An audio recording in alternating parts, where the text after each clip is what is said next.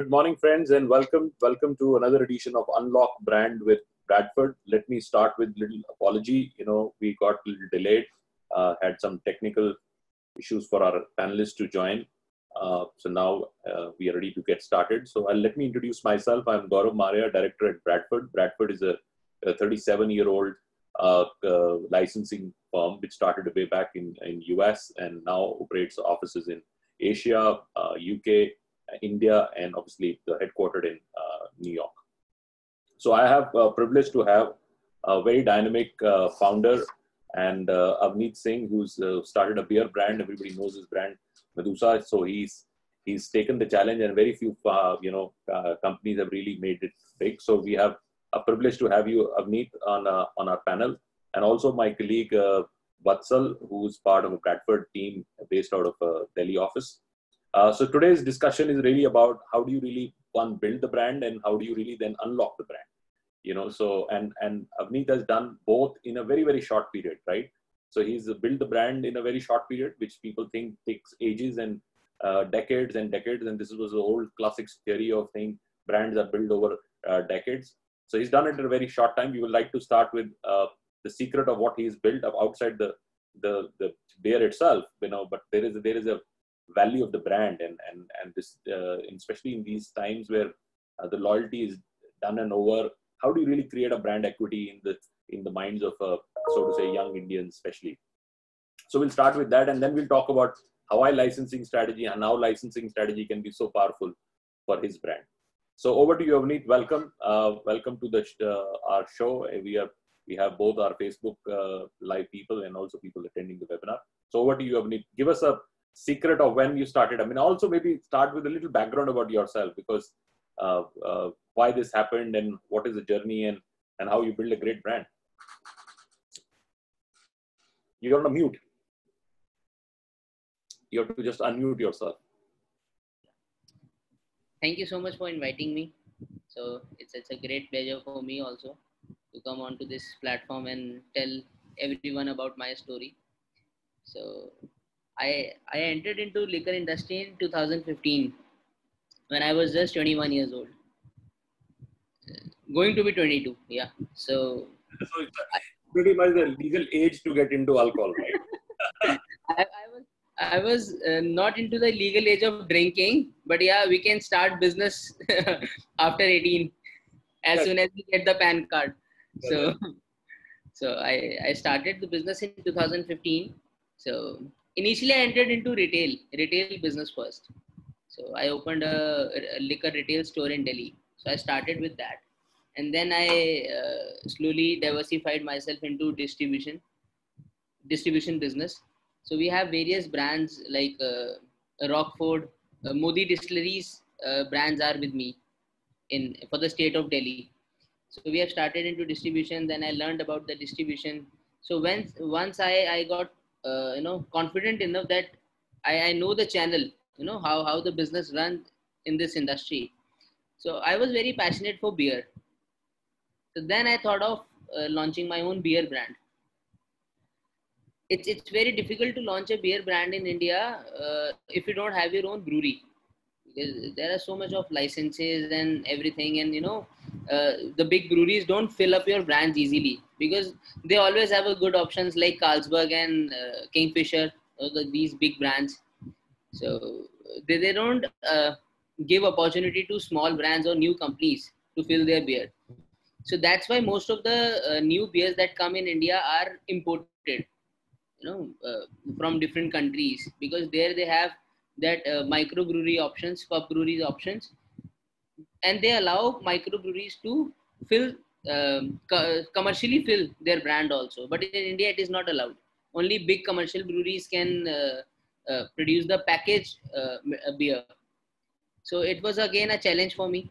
Then we went on doing this, and I met several brewery owners. So finally, we had a tie-up with Addy Brosman Breweries in Punjab. So I started working on the brand in 2017 and launched in 8 months, just 8 months. I took 8 months in doing everything, and I launched my brand in January 2018. I still remember the date, 27th January, the next day of the Republic Day. So my production was on 25th, 26th was a dry day, and then 27th I launched my brand in Delhi. So this is how I started. And before entering into the liquor business, I was doing architecture. So I was from a science background, Wow. and Quite a I was doing architecture, and in fourth year, in the middle of fourth year, I realized that architecture is not my cup of tea. So till date, I don't have a degree. Of course, I am not a graduate. Agar aap, by law, if I talk about, I am not a graduate. But yeah, just my thesis is left. So it was a very bold decision to leave my studies at that point when there's only 6 months courses left. So I completed 4.5 years course and just 6 months course is left, and I left the course because I think that's not my cup of tea. That was a kind of a societal pressure, you have to do something good. So and after taking PCM, so architecture was the easy options as compared to engineering. So I entered into architecture. But still this I can do, I can manage doing this. So I entered into architecture. Then I was doing architecture from APJ College, Greater Noida. So in fourth year, in the end of fourth year, I realized that, I can't continue with this profession. So I left my studies. My family is very supportive. My dad supported me. He said, do whatever you feel like. So immediately after a month of leaving my studies, I said, I want to enter into this liquor business.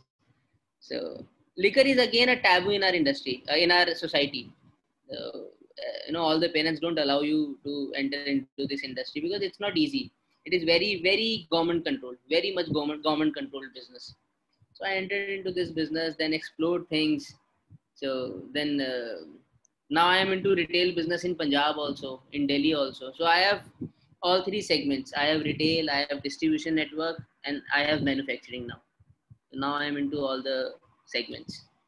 You have a fabulous journey. I should compliment you. Not many people would have courage in India to do many things. You've done many things which have extreme courage.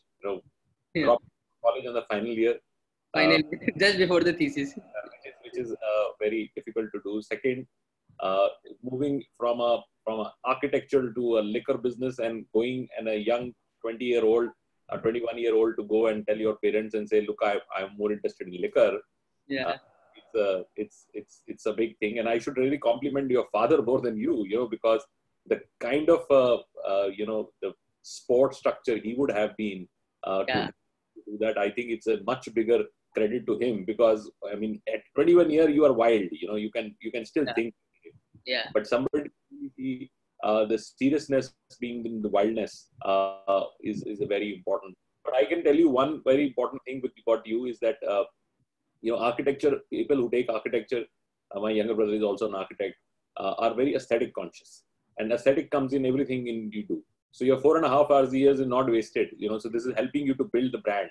You would be much better than anybody else, because when you understand aesthetics, and large part of a brand is all about aesthetics. So this is really coming in your building of a brand. So you can really give this as a strong investment in your life, and always would stay with you. You will always be good, because this teaching would never go away. While you don't want to do architecture, that's fine. But you took what the greatness of architecture is, you already captured. So tell us now a story, because I think it's a delight to have people like you in this country who really follow the passion, and very few do that. Actually, this is and genuinely on the consumer side, we've seen a lot of on technology side founders, which we all talk about, which build billion-dollar businesses and technology and disruption and things of that nature. But we've not seen too much on the consumer side. We've not seen people like you coming in the consumer space and a very difficult space, which looks like that only very few people can handle liquor. It's a very, as you said, state subject. For somebody who's young who wants to really take it, it's a great example. And I feel that India is a bigger consumer story than anything else, and there can be a tremendous amount of consumer brands which can be built, but people don't take that courage to go into markets which are so to say run by the large companies and so on. So what is the story about Medusa? What is the brand? How the brand came in? How does it really evolve? What it stands for? Who's your reach, who's your customer, because then we'll talk about how you want to improve licensing, unlock that brand. Yeah. So first of all, I would like to tell you that, why people don't enter into this consumer-based business, because it is very driven by, huge logistics, because huge logistics is involved. In technology business, you don't have to take care of the supply chain, you don't have to take care of the logistics. To some sort to resolve this problem, I started my own logistics company also last year. So the whole logistics and supply chain, my sister concern, my other company is handling all that. So that's the biggest problem in this FMCG, because the beer also comes under FMCG only. So it's fast moving consumer good only. So so much of supply chain and logistics is involved. And in country like India, which has a very diversified map, if you see that we have mountains also, we have beaches also, and we have everything in just one country. We have deserts also, so it's very difficult to manage, because the beer is made up of barley grows in Rajasthan, but the cans are manufactured in Maharashtra again, and the rice is manufactured in Chhattisgarh or Punjab. So and all these products are required to make a beer, and hops are not grown in India. They are from US or Germany. So we have to take care of the logistics also. The supply chain management is very huge in this business. So that's the biggest challenge I feel. And of course, there is a lot of talent required in this technology business also. But I feel more management is required in FMCG business or consumer based business. Yeah. So, and also go to market is very difficult. Go to market in a market which is already established, to get beer being picked up from these conventional events, and they recognize you, and then they want to promote you, and the consumer wants it, and where customer marketing is not available. So there are multiple issues. You can build brand. I want to launch a juice brand, I can still go out and put a lot of advertisements. Launch a beer brand, you don't have that. But the other thing is also true. The brand builds by itself. It spreads by word by itself. So if somebody really does it and it's a fad, it becomes interesting, and you want to really tell people. So it's on the other side. This also has its own infectious way of really. If you have go to a bar and you have a beer, and then you probably want to bring it at home also, and things of that nature. So it starts multiplying effect. So what is the story about the brand? Let's go into brand. What is the story? Why Medusa? Why this brand was kept, and what was the bigger story behind it? First of all, as the name tells, Medusa. Medusa is a Greek. It comes from the Greek mythology. It's a Greek character, and if you read about the story of Medusa, so Medusa was a girl in Greek mythology. If you go back, and she's a very strong character, and I want to I want that strongness in my brand also. So that's why I chose the name Medusa, because I admired the story of Medusa. How she went through all the struggles, and how she was really a beautiful girl, and then how she turned into that girl with snakes and that serpentine locks and very rough look. So that imposes, I think, that shows the strongness of the character. So that's why I chose the name Medusa. And if you see my can, if you see the design of the brand, so it shows both the faces of Medusa. The beautiful girl with the serpentine locks and snaky hairs.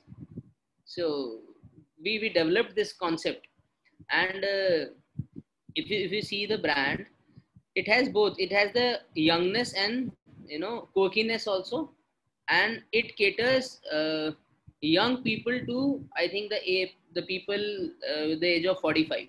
I think from 25 to 45. This is our target audience, and the people of this age drinks beer more than more elderly people. So beer is a very drink. It is a drink of youth, I think. So we targeted this audience, and Medusa as a character is also strong and if you see the story of Medusa, if you look into the eyes of Medusa, you'll get stoned. So if you drink Medusa, you'll get stoned. That's a good. Getting stoned is also a purpose, na? It's a purpose of drinking. So that's how we developed this concept. Especially in India, India and some Asian countries, the purpose of drinking is getting stoned, right? So Getting stoned. So we have to look into that market also, yeah. and we have to look into that quirky market also. That young and So if you very, go into even deeper, because you said 25 to 45, that's predominantly very large spread. If you want to give it even more sharper and say, I want to really see this target group as my target group, what would be that target group? see. If I legally talk about drinking age, that starts from 25. But I see if I would have launched this brand in Europe, not in India. So from a college student to a person with the age of 35, 36, that's the more precise, to be more precise. So this is our target audience. But in India, we target 25 to 35. Correct. So I hear between the lines, So all of us have, understand that we've grown up that what time people really start drinking and what the time they really start legally drinking. So there is a difference on both the timing. Even we give presentation to various excise departments that you allow a person to get married at the age of 21, but don't allow him to drink. Why? If he can, produce kids at the age of 21, why can't he drink at the age of 21? Why? Yeah, why? there's many arguments on that. I think some rules are historically not in the priority list for people to change. They look commerce, so they don't change it because this But is some of the states in India have done 21. Some of the states have done, like Goa. In Goa, it is 21. There would be a lot of changes. I would say the overall industry would have, and it should be for business that they should change. I mean, I feel that delivery itself is a big revolution which is waiting to come. You can have a liquor at home and things of that nature. So we'll not verge into other parts of retail. We make it a licensing show. We have Bradford. So we'll stick to licensing. Yeah. Globally, now, just for our audience, one of the biggest categories which is emerging is alcohol brands which are unlocking. Now, why they are unlocking? For two reasons. Again, I always say on a brand unlock, every brand should have 2 points which are very important. One is a strong unlock value, and second is the emotional connect. So alcohol brands have these two very strong. It has an emotional connect because you normally would do with celebrations, friends, meet with your colleagues. A lot of celebrations are around it. It's almost every celebration, let's meet for a drink.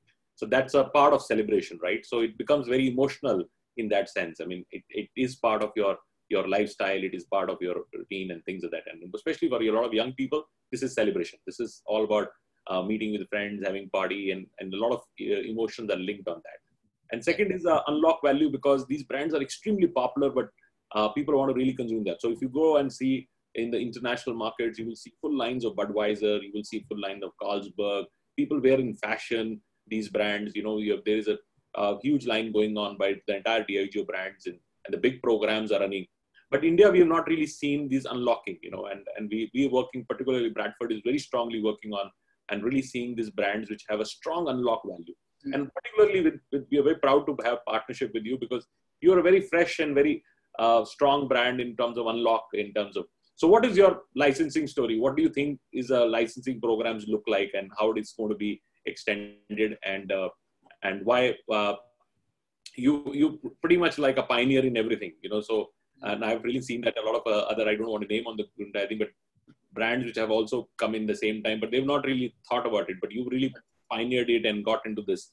So what is your big licensing story? So first of all, for me, alco beverage is not just a beverage. Alco beverages are not just the beverage. It's a part of your lifestyle. It is your lifestyle. So it is the only thing, that connects you with the society, and so it's a way to socialize also. So it's a very lifestyle product. It's not just a liquor product.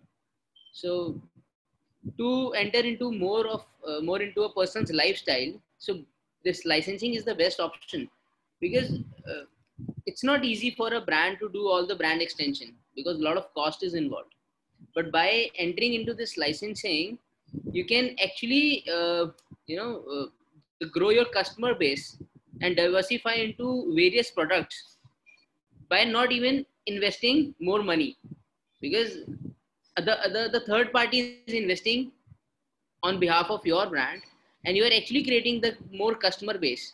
So I think that's the biggest positive point I see, because uh, the money that you, if you extend your product line or you go into more diversified products, so a lot of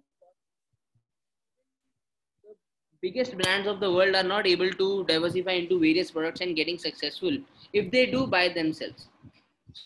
So this brand licensing program helps you to diversify and experiment. I would not say experiment, to explore various diversified product lines. So I think that's the biggest benefit of entering into licensing, because my core competency, my core area is manufacturing a beer. I don't know how to manufacture clothes, but I want to enter into person's lifestyle, and I want to enter into their wardrobe also. If I see, I want Medusa in everybody's wardrobe. So my beer cannot enter there. Of course, I need some industry experts. So this is where brand licensing helps. Absolutely, absolutely. And the second, Yeah, go ahead. and then the second big point, if I see, is it grows your brand value. Your equity is increased. The value of the brand is increased. And in case of liquor, if I see, it's the best way to bypass the bans on advertising. There's so much of bans on advertising. For Medusa, if I see, to earn royalty is not my my target. My goal is not to earn royalty, but my target is to make my brand available in almost all lifestyle segments, because I want to present Medusa as lifestyle. So for the licensing is the best option, and I think for all the brand owners, because we can expertise our company into one segment. We cannot expertise ourselves into all the segments. So this is where brand licensing helps. And I think all big brands are also doing this. So if I talk about various lifestyle brands, and I think for this, Michael Kors is the biggest example, if I see. So he was into fashion. Michael Kors was into fashion. Then they entered into bags and watches and everything that they are not producing themselves. It's all brand licensing they have done. So this is where I see, brand licensing is important. And the second point is in India, if I see, so it protects your trademark also. Your trademark is protected. You cannot keep all the categories of trademark active by yourself. You can always, hire people and, have a brand licensing agreement with various OEMs, and they can explore that category for you, and without any cost involved. So I think this is the best option for any brand. So this is where I feel, brand licensing is important. Absolutely, and what you said is absolutely right. And mature markets, Europe, US, licensing is always there. I mean, most of the liquor brands actively use licensing. Predominantly, what you said is absolutely right, because one, there was a huge unlock value. People wanted to see these brands. They were enjoying these brands, and they want to really use them in their consumption. Second, I think it's also, as you rightly said, and this point is very important, that you extend you into multiple categories, which can be reflective categories, which means like water, other things which are very close to that. And that I think India has already started seeing. So almost all Indian brands, so to say, are extending themselves into mineral water and things of that nature. Sometimes they do not do a great job. And I'll come on the second part of it. How do you do a good licensing versus just extending and being opportunist?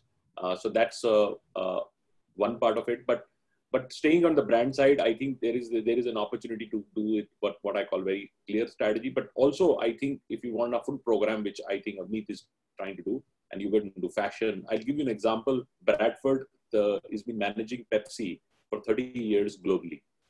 And one of the biggest programs we run is in China, where Pepsi, as a beverage brand, runs about 600 point of sales for fashion. So there we do shoes for Pepsi, we do fashion for Pepsi, we do school bags for Pepsi, we do everything. And their target group is obviously very, very clearly young children and young children, young adults. That's a target group. So anything which is very clearly, and it's very beautifully done. It's very lifestyle oriented. So an area which I think concerns me sometimes when companies start doing licensing, and liquor brands in India has been done very badly. And earlier they used to really do it because they want to do, somebody would try to extend it to music CDs, and just because they want to really bypass the advertising or something like to do something else and things of that nature, which has actually been counterproductive. They've not enhanced the brand, they've actually deteriorated the brand. Very few people, and we should really, somebody gave an example of Kingfisher calendar, which was on a cost side. You know, Mr. Malia used to spend a lot of money. It was a cost initiative. It was not a revenue initiative. So how do you really do these initiatives which can also bring more revenue to you and also be self-sustaining? Otherwise, a lot of liquor brands do a lot of activities to enhance unlock the brand, but it is not generating perpetual incomes. Imagine if Kingfisher would have done something which would have created perpetual incomes, it would have been much better.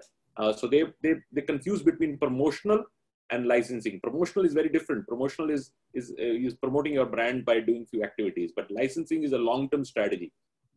And a good licensing programs like Tommy Hilfiger is a good licensing program. It would multiply, continue to multiply and give you returns for years and years and years. And these are now, especially liquor companies, because they earlier were not doing from a priority viewpoint. But I can tell you, some of the good companies can find equal or more revenue, which would come from their licensing program. As I said, it's a cost-effective program. You don't put your own money. But the selection of a licensee partner and also the program, the way you do it, the quality of the program and the quality of the product. Like I see a lot of liquor brands, and I would go back to you, in terms of they extend that into water. And when you see their water and the packaging and you do the entire thing, actually it deteriorates. Yes. To me, sometimes it's not giving the reflection, but it doesn't even go closer to what a Bisleri would be or any other water would be. So it's very important when you extend that, you stay honest to where you are and you don't disappoint the same person. And that's why most of the companies are not successful in terms of their market share. Otherwise, the market share would have been much, much greater for companies if they would have done it in a proper manner. So your viewpoint? First of all, you know, if I talk about the legendary brands like Kingfisher, they have tried themselves to enter into a person's lifestyle. You know, they have entered into calendar, then they entered into this airlines. So if you are right, if Maliaji would have not, you know, actually spent his own money into all these categories, he would have licensed all these categories. It would have been more viable. You know, if a big airline company would have taken Kingfisher's name to you know, actually run their airline, that would be better, because you know, he was not expert. He was not a person of this industry, that industry. You know, he was a very, very great liquor businessman. If I see, you know, all his brands are very successful. But if I talk about other businesses of Kingfisher are not at all successful. So this is where, you know, licensing is important. Very good point you've done. I remember in times where Mr. Malia was on the chairman of UB, his next man who used to run his entire business, I mean, technically, the CEO of the company, he called me. He says, and for Bradford, he says, we want to really meet you and we want to understand how licensing can work. We rather presented and they liked it, but then they never found time to really done the program. And this is, I'm talking about 12 years back when Bradford really started. They saw some press article and they invited us to present, and we had this big discussion, and they actually loved the idea. They were very clear that this is the way to go, and they wanted to start with fashion line and other things. But somehow I think it was all destiny that they were not able to do that. I always believed that it was an iconic unlock value in Kingfisher. But now young people like you are bringing brands which is competing and much more fresher and much more, lifestyle centric. And I think and this is also in licensing very important. Sometimes being a very popular brand doesn't mean that it has a strong unlock value. Sometimes brands which relate to the right groups, people want to really be associated with that, they become much more enhanced. So Vatsal, over to you for a few of your questions. Thank you.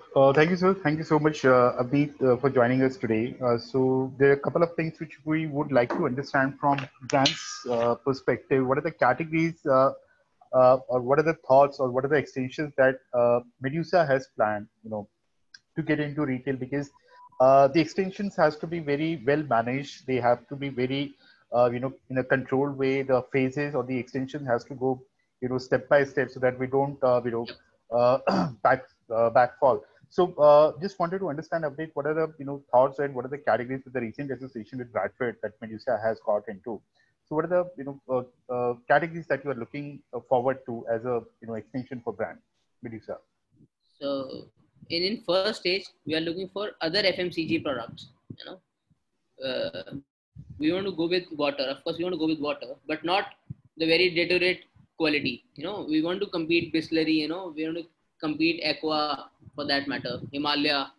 So we want to go with a very good quality water, packaged drinking water.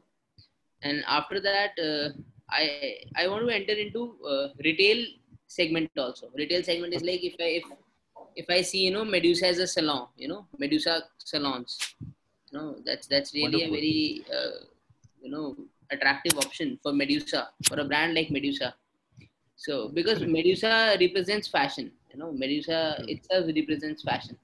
So salons and makeup studios and salons, mixture of salons and the fashion. So I want to go with Medusa salons, and then we can go for the beer cocktail bar. That's a concept which is not in India right now. So Medusa beer cocktail bars. That's a good category, very good category, Yeah. very natural category. Another thing which is not done by anybody, I can give you, which can become a 1,000 crore business, is cocktail snacks. So Yeah. for itself, there's a lot of snacks available, but they're not so much of cocktail snacks which pair with beer very well and things like that. Yeah. But if you create some formulations and somebody creates a line and say these are specialty cocktail snacks, this can become a huge FMCG line and create a much bigger opportunity and very complimenting, very fun, very lifestyle, and the packaging can be beautifully done and it can create a huge category. So Medusa, I think Yeah. cocktail snacks would be a very big FMCG line, as you said, cocktail snacks. Interesting fashion accessories, very interesting promotional licensing with a lot of high-end fashion brands which can do maybe a pop-up collection with Medusa. Especially, I think next Prince Mamar, any of the fashion brands we want to really create that can be very interesting. Even now, if somebody wants to do a pop-up collection around, say now the IPL, just want to go small collection, just quick, not something that I think would fly online. It'll go very, very strongly. So these can be very, very strong immediate opportunity. But I want to enter into this apparel line also, apparels and fashion bags. So this is True. where I see my brand. My designs are very quirky. It's very trending. So all these categories are like suitable for my brand. If I talk about apparels uh, and fashion bags, the bags. Bags would be very good, and bags with especially with somebody who's already in bags, and especially for women bags, Yeah. you can do a Medusa line and it can become a very interesting line. Very interesting. So these are the categories which I'm focusing right now. So these 4-5 categories I want to venture into right now. It's So really amazing categories, Abneet, I think that you have shared, and I really feel the way the brand has created its presence in the market, or the way it has established, the entire fan base, I would say, the kind of colors, I would say, the kind of mixtures that you have used for the Medusa, that's vibrant, I believe, and I think it's something which is very catchy. We can work out into various, color palettes and a lot of design inspirations and yeah, all of that, and we can have a very wonderful collection from Odisha. That's very true.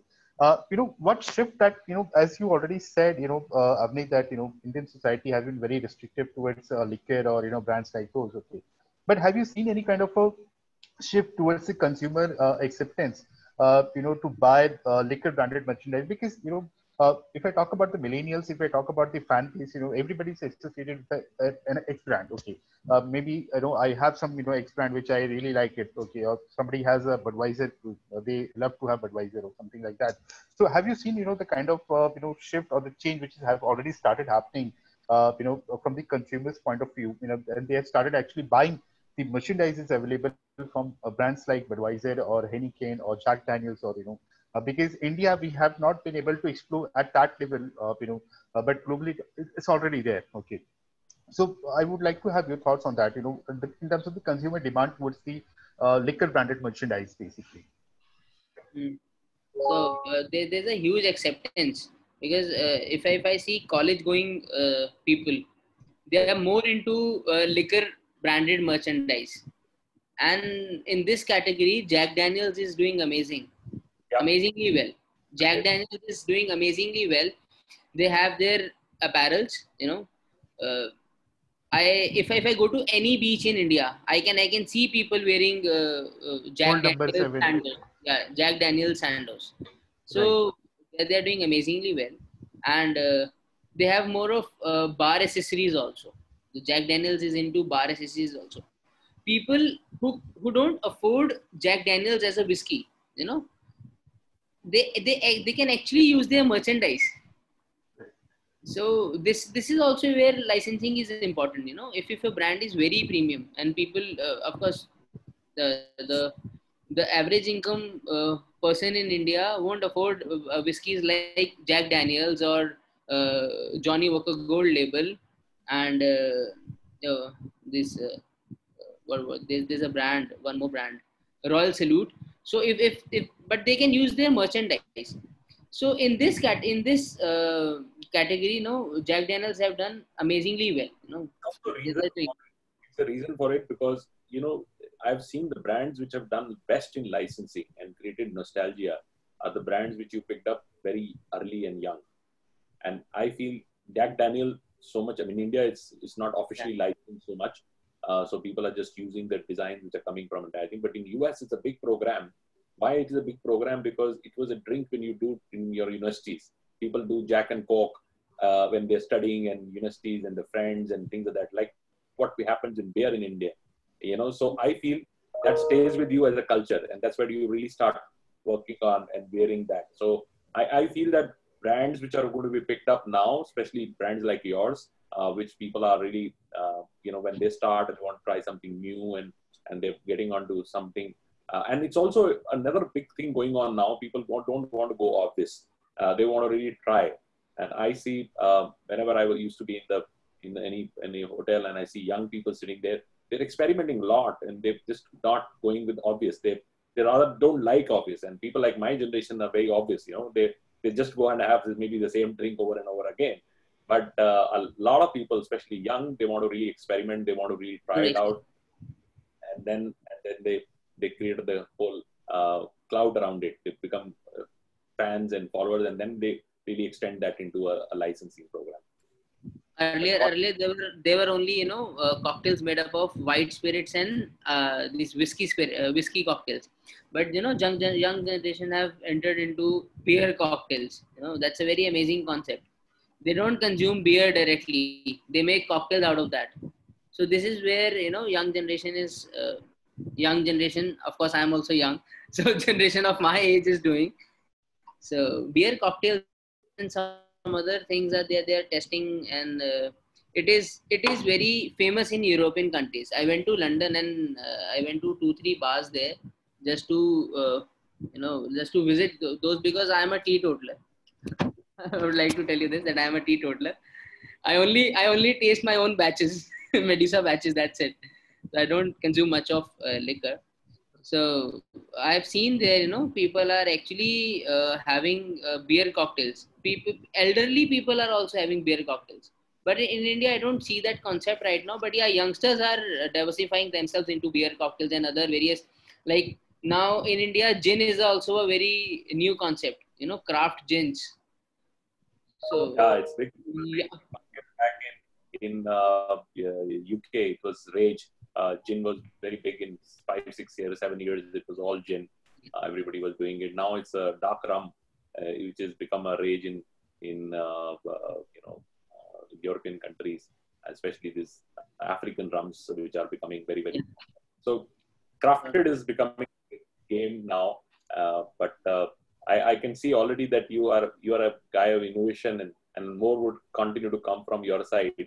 Uh, so we're running close to our show closing. I think we're very proud to working with you and working on Medusa in terms of taking it to multiple categories. I think by next 3 to 4 months, we'll see more products coming in.